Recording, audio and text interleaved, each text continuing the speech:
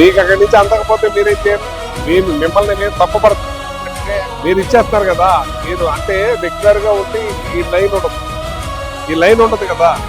అది నేను అనేది పశ్చిమ రాష్ట్రంలో లేదేంటి, ఇక్కడే ఎందుకు వచ్చిందని నేను అడుగుతున్నమాట. నేను మీ ద్వారా అడగాల కదా అని చెప్పి. పక్కనే ఉన్న తమిళనాడులో ఈ బాధ లేదు, కర్ణాటకలో ఈ బాధ లేదు, తెలంగాణలో ఈ బాధ లేదు. ఇటు ఒరిస్సాలో కానీ ఛత్తీస్గఢ్లో కానీ ప్రశాంతంగా ఎక్కడ ఇబ్బందులు లేకుండా డీజిల్ కానీ పెట్రోల్ కానీ కొరత లేకుండా నడుస్తూ ఉంది. ఇవాళ ఆంధ్రప్రదేశ్లోని ఈ బాధ ఉండటం చాలా దురదృష్టకరం అని చెప్పి తెలియజేస్తున్నాను.